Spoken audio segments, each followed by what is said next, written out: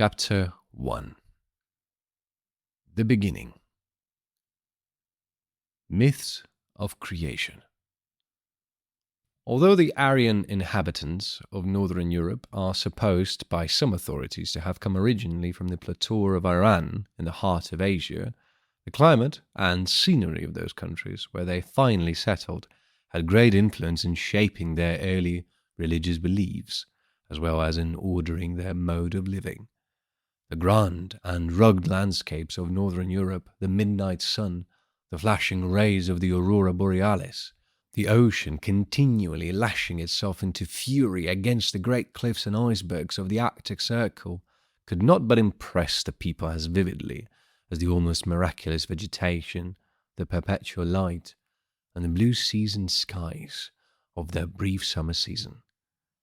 It is no great wonder, therefore, that the Icelanders, for instance, to whom we owe the most perfect records of this belief, fancied in looking about them that the world was originally created from a strange mixture of fire and ice. Northern mythology is grand and tragical. Its principal theme is the perpetual struggle of the beneficent forces of nature against the injurious, and hence it is not graceful and idyllic in character, like the religion of the sunny south, where the people could bask in perpetual sunshine, and the fruits of the earth grew ready to their hand.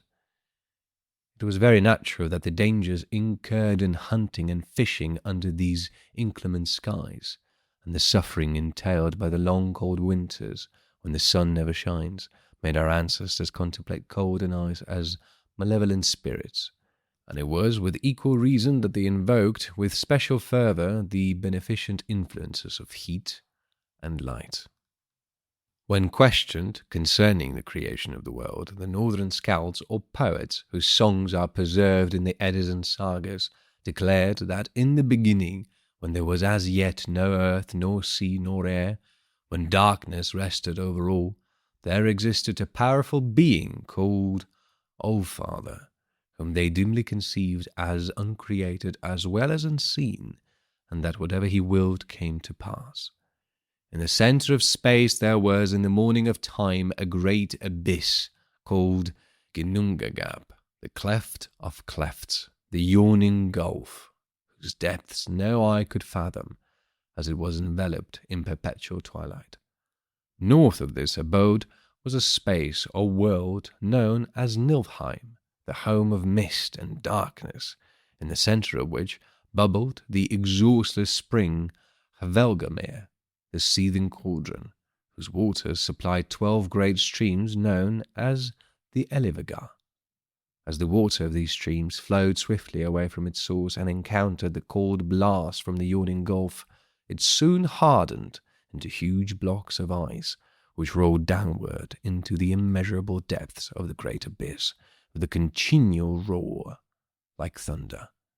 South of this dark chasm, and directly opposite Niflheim, the realm of mist, was another world called Muspelheim, the home of elemental fire, where all was warmth and brightness, and whose frontiers were continually guided by Surtur, the flame giant.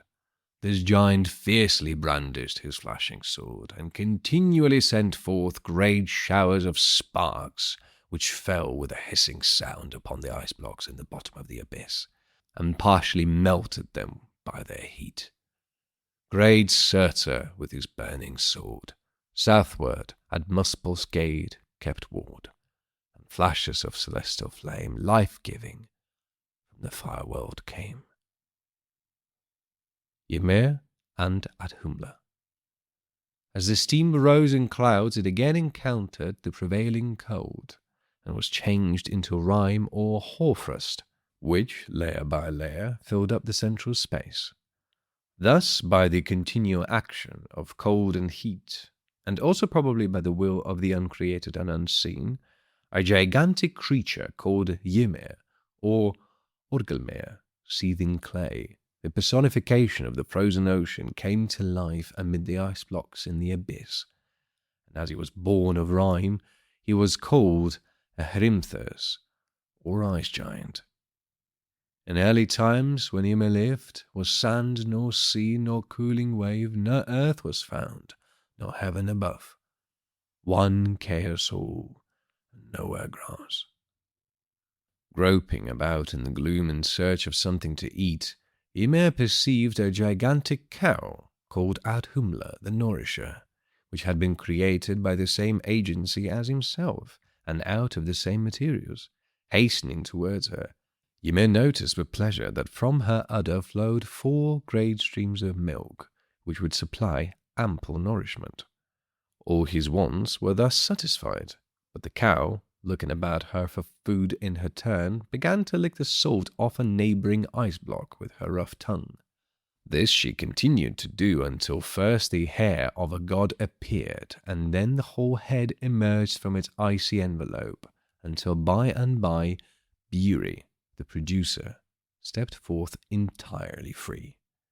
While the cow had been thus engaged, Ymir the giant had fallen asleep, and as he slept her son and daughter were born from the perspiration under his armpit, and his feet produced the 6-headed giant, Thrudgelmir, who shortly after his birth brought forth in his turn the giant Bergelmir, from whom all the evil frost giants are descended.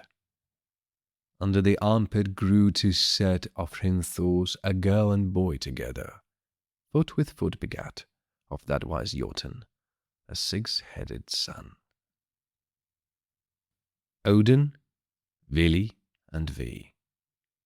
When these giants became aware of the existence of the god Guerer and of his son Born, whom he had immediately produced, they began waging war against them.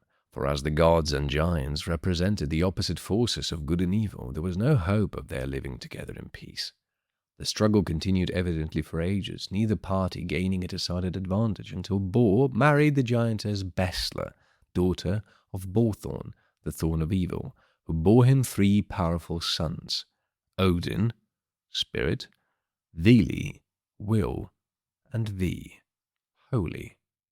These 3 sons immediately joined their father in his struggle against the hostile frost giants, and finally succeeded in slaying their deadliest foe, the great Ymir. As he sank down lifeless, the blood gushed from his wounds in such floods that it produced a great deluge, in which all his races perished with the exception of Belgamir, who escaped in a boat and went with his wife to the confines of the world. And all the races of Ymir thou didst drown, save one Belgamir. He on his shipboard fled thy deluge, and from him the giants sprang. Here he took up his abode, calling the place Jotunheim, the home of the giants. And here he begat a new race of frost giants, who inherit his dislikes, continued the feud, and were always ready to sally forth from their desolate country and raid the territory of the gods. The gods, in Northern mythology called Aesir, pillars and supporters of the world, having thus triumphed over their foes, and being no longer engaged in perpetual warfare, now began to look about them with intent to improve the desolate aspects of things and fashion a habitable world. After due consideration, Bor's sons rolled Ymir's great corpse into the yawning abyss and began to create the world out of its various component parts. The creation of the earth. Out of the flesh they fashioned Midgard, Middlegarden, as the earth was called. This was placed in the exact centre of the vast space, and hedged all round with Ymir's eyebrows for bulwarks and ramparts. This solid portion of Midgard was surrounded by the giant's blood and sweat, which formed the ocean, while his bones made the hills, his flat teeth the cliffs, and his curly hair the trees and all vegetation. Well pleased with the result of their first efforts at creation, the gods now took the giant's unwieldy skull and poised it skillfully as the vaulted heavens above sea and earth. Then scattering his brains through about the expanse beneath, they fashioned from them the fleecy clouds. Of Ymir's flesh was earth created, of his blood the sea, of his bones the hills, of his hair trees and plants, of his skull the heavens, and of his brows the gentle powers formed Midgard for the sons of men. But of his brain the heavy clouds are created. To support the heavenly vault, the gods stationed the strong dwarfs Nordri, Sudri, Austri, Westri at its four corners, bidding them sustain it upon their shoulders, and from them the 4 points of the compass received their present names of North, South, East, and West. To give light to the world thus created, the gods studded the heavenly vault with sparks secured from Muspelheim, points of light which shone steadily through the gloom like brilliant stars. The most vivid of these sparks, however, were reserved for the manufacture of the sun and moon, which were placed in beautiful golden chariots. And from the flaming world where Muspel reigns, thou sendst and fetchedst fire, the maddest lights, sun, moon, and stars, which thou hast hung in heaven, dividing clear the paths of night and day. When all these preparations had been finished, and the steeds of Arvakr, the early walker, and Alsvin, the rapid goer, were harnessed to the sun chariot, the gods, fearing lest the animals should suffer from their proximity to the ardent sphere, placed under their withers great skins filled with air or with some refrigerant substance. They also fashioned a shield Svalin, the cooler, and placed it in front of the car to shelter them from the sun's direct rays, which would else have burned them and the earth to a cinder. The moon car was similarly provided with a fleet steed called Ausvider, the all-swift, but no shield was required to protect him from the mild rays of the moon. Mani and Sol. The chariots were ready, the steeds harnessed and impatient to begin what was to be their daily round, but who should guide them along the right road? The gods looked about them, and their attention was attracted to the 2 beautiful offspring of the giant Mundelfari. He was very proud of his children, and had named them after newly created orbs, Mani the moon, and Sol the sun. Sol the sun-maid was the spouse of Glow, who was probably one of Surtur's sons. The name proved to be happily bestowed, as the brother and sister were given the direction of the steeds of their bride namesakes. After receiving due counsel from the gods, they were transferred to the sky, and day by day they fulfilled their appointed duties and guided their steeds along the heavenly paths. Know that Muldefer is height, father to the moon and sun. Age on age shall roll away while they mark the months and days. The gods next summoned Not, Night, a daughter of Norvi, one of the giants, and entrusted to her care a dark chariot drawn by a sable steed, Hrimfaxi, Frostmane, from whose waving mane the dew and hoarfrost dropped down upon earth. Hrimfaxi is the sable steed from the east who brings the night fraught with the showering joys of love. As he chams the foamy bit, drops of dew are scattered round to adorn the vales of earth. The goddess of night had thrice been married, and by her first husband, Naglfari, she had had a son named Ord, by her second, Anna, a daughter of Jord, Earth, and by her third, Dellinger, Dawn, another son of radiant beauty, was now born to her, and he was given the name Dag, Day. As soon as the gods became aware of this beautiful being's existence, they provided a chariot for him also, drawn by the resplendent white steed Skin Faxi, shining mane, from whose mane bright beams of light shone forth in every direction, illuminating all the world and bringing light and gladness to all. Forth from the east, up the ascent of heaven, Day drove his courser with the shining mane. The wolves, Skoll and Hati. But as evil always treads close upon the footsteps of good, hoping to destroy it, the ancient inhabitants of the northern regions imagined that both sun and moon were insensately pursued by the fierce wolves Skoll, repulsion, and Hati, hatred, whose sole aim was to overtake and swallow the brilliant objects before them, so that the world might again be enveloped in its primeval darkness. Skoll, the wolf is named. That's the fair-faced goddess to the ocean chasers, another Hati height, He is Hrothvitner's son. He, the bright maid of heaven, shall proceed. At times, they said, the wolves overtook and tried to swallow their prey, thus producing an eclipse of the radiant orbs. Then the terrified people raised such a deafening clamour that the wolves, frightened by the noise, hastily dropped them.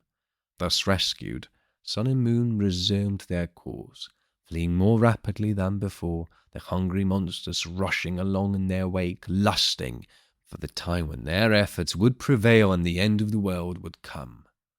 For the northern nations believed that as their god had sprung from an alliance between the divine element Boar and the mortal Bestla, they were finite and doomed to perish with the world they had made. But even in this early morn, faintly foreshadowed was the dawn of that fierce struggle, deadly shock, which yet should end in the Ragnarok, when good and evil, death and life, beginning now and then their strife. Mani was accompanied by Hyuki, the waxing, and Bil, the waning moon, 2 children whom he had snatched from earth, where a cruel father forced them to carry water all night. Our ancestors fancied they saw these children, the original Jack and Jill, with their pale, darkly outlined upon the moon. The gods not only appointed sun, moon, day, and night to mark the procession of the year, but also called evening, midnight, morning, forenoon, noon, and afternoon to share their duties, making summer and winter the rulers of the season. Summer, a direct descendant of Svasud, the mild and lovely, inherited his sire's gentle disposition and was loved by all except Winter, his deadly enemy, the son of Vinzuel, himself a son of the disagreeable god Vasud, the personification of the icy wind. Vinzul is the name of him who begat the winter's god. Summer from Suasifor sprang. Both shall walk the way of years, till the twilight of the gods. The cold winds continually swept down from the north, chilling all the earth, and the Northmen imagined that these were set in motion by the great giant Hraesvelgr, the corpse swallower, who, clad in eagle plumes, sat at the extreme northern verge of the heavens, and that when he raised his arms or wings, the cold blasts darted forth and swept ruthlessly over the face of the earth, blightening all things with their icy breath. Hraesvelgr is the name of him, who sits beyond the end of heaven, and winnows wide his eagle wings, whence the sweeping blasts have birth. Dwarves and elves.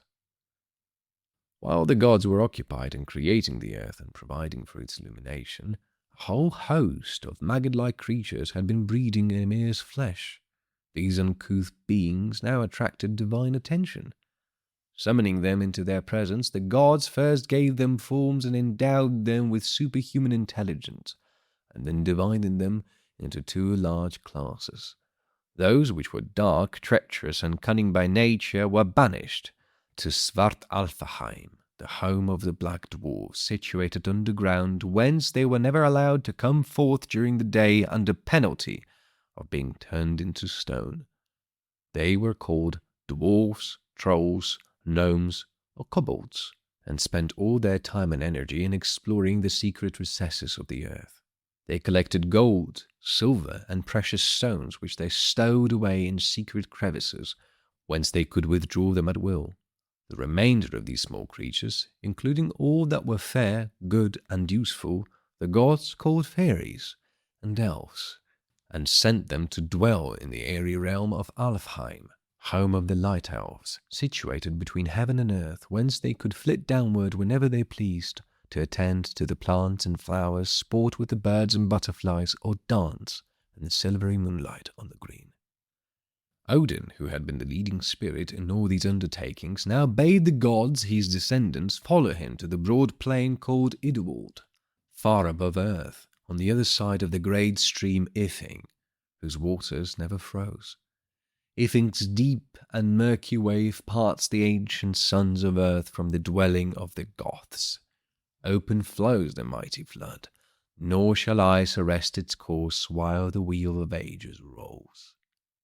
In the centre of the sacred space which from the beginning of the world had been reserved for their own abode and called Asgard, home of the gods, the 12 Aesir gods, and 24 Asenjur goddesses, all assembled at the bidding of Odin.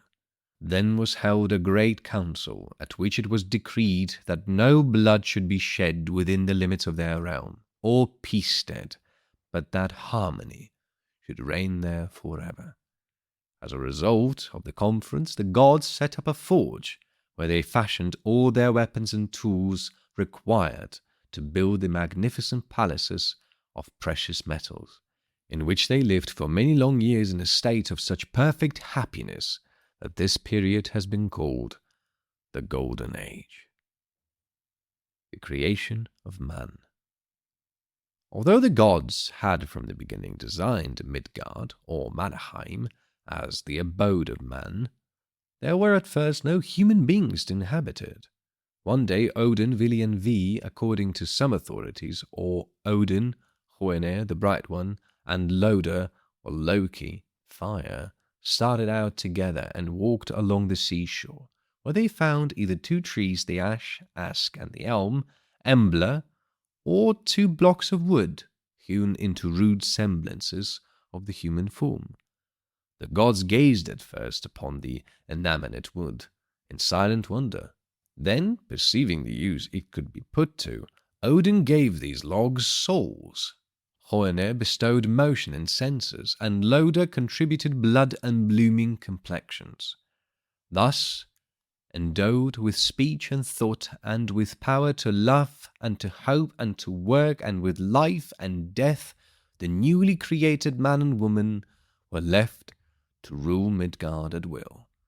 They gradually peopled it with their descendants, while the gods, remembering they had called them into life, took a special interest in all they did, watched over them, and often vouchsafed their aid and protection. The Tree of Yggdrasil. Allfather next created a huge ash called Yggdrasil, the tree of the universe, of time or of life, which filled all the world, taking root not only in the remotest depths of Niflheim, where bubbled the spring Helgelmere, but also in Midgard, near Mimir's well, the ocean, and in Asgard, near the Urda fountain. From its 3 great roots the tree attained such a marvelous height that its topmost bough, called Lerad, the peace-giver, overshadowed Odin's hall, while the other wide-spreading branches towered over the other worlds. An eagle was perched on the bough Lerad, and between his eyes sat the falcon Vedfolnir, sending his piercing glances down into heaven, earth, and Niflheim, and reporting all that he saw.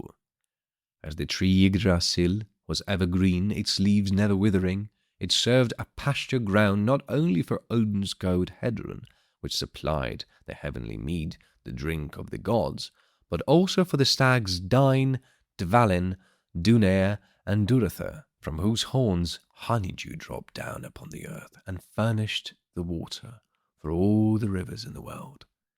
In the seething cauldron Helgelmere, close by the great tree, a horrible dragon called Nidhugg continually gnawed the roots, and was helped in his work of destruction by countless worms, whose aim was to kill the tree, knowing that its death would be the signal for the downfall of the gods.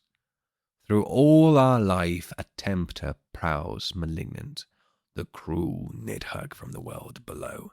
He hates that Acer light whose rays benignant on their hero's brow and glittering sword bright glow.